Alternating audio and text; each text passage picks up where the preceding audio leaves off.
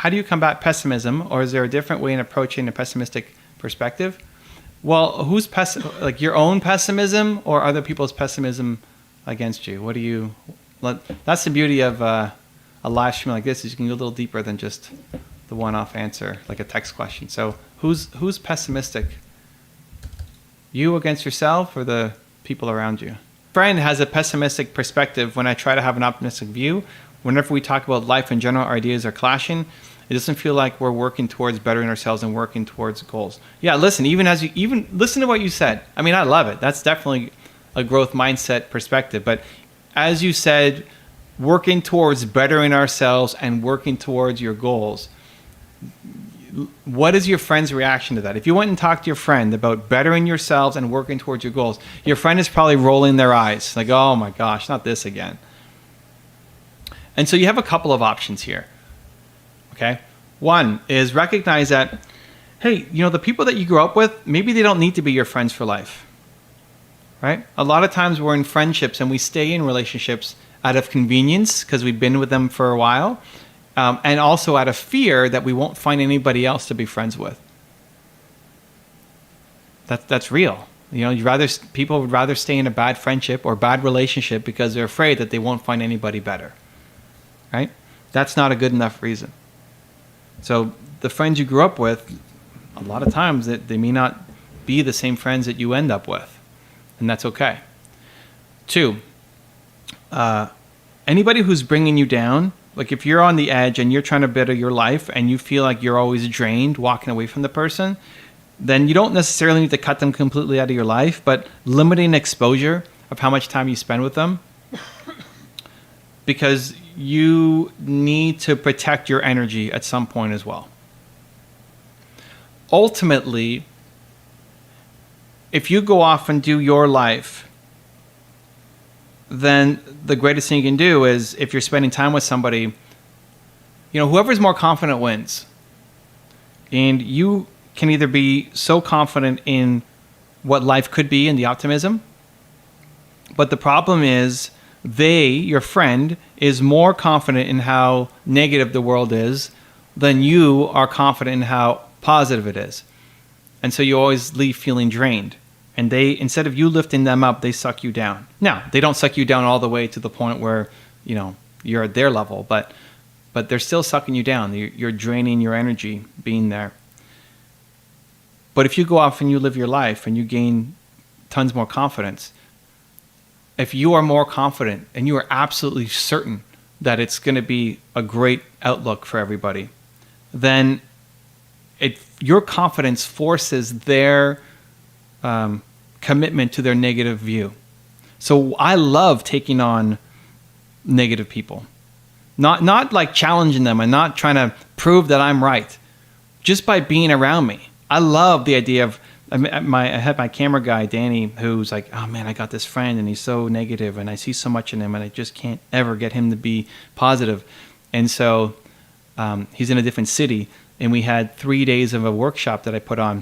And I said, bring him to me. Bring me your worst case. Bring me the person who's just always negative. Bring me the person who never, doesn't think anything is possible. Just bring him. And I'm not going to even talk to him. I'm not going to sit down and try to have a coaching call, because they don't want a coaching call, because they don't care about personal development, because they think it's a cult and a negative thing, right? Just have him be around us.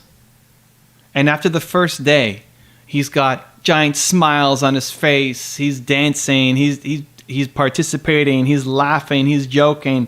And my camera guy's like, I've never seen him like this. This is crazy.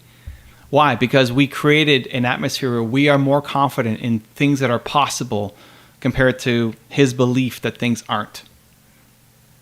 And that's the problem, is like, hey, you're not there yet. You're not so confident in your opinion yet that you can carry your friend forward. Not yet. And so you go get there, and that may mean you spend a little less time with your friend to make that happen. A lot of us, as you grow, you want to try to help your friends, and you want to it's natural. You want to help your friends and family, But the best way to do it isn't to isn't to try to coach them, isn't to try to tell them what to do, because they feel judged. This is the problem. When you tell your friends what to do, they feel judged. They feel like you're judging them, where you're not. You're just trying to help them. It's like, I love you. I'm trying to help you. They can't hear that. They feel judged because they're already insecure about their own life. And so the last thing they need is somebody else telling them what to do. So they feel judged. So the answer is not to judge them. The answer is to go live your life. And then you're looking for that magical moment, which will come, where they say, hey, how do I fix this? You know, like I see you're happy, see you're doing your thing. How do I fix this? How do I get to where you're at? That will come. But if they constantly feel judged and less than, then they'll never come and ask you, and they'll dive further into their unhappiness. That helps me so much. I think that might be a mistake I've done where I try to help them change, but as you said, it's probably worse for them. A new goal would be for me to get that environment and bring it to those around me. Yeah, for sure. This is the biggest mistake that we make. Like, you learn something and it's like, oh my gosh, I want to spread this to everybody that I know because I love them and I want them to grow and learn too.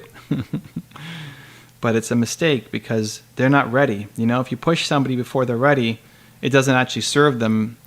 What it does is alienate you from them. And now if you're the only source of positivity in their life, now you've pushed them away. And this is where the fight then comes. Like, if they were actually to vocalize what they're saying, they would say, you're always judging me. And you would say, what? Judging you? I love you. What are you talking about? I'm not judging you at all. But that's how they feel. So if you can understand that that's how they feel, then what's the best thing you can do is, well, not judge them. And some of the lines I like using is, hey, you're doing the best you can with what you got. You know, you did the best you can with what you got. If anybody's looking back and regretting mistakes they made, hey, you did the best you can with what you got. You did the best you could with what you had. So yeah, not judging them, listening to them,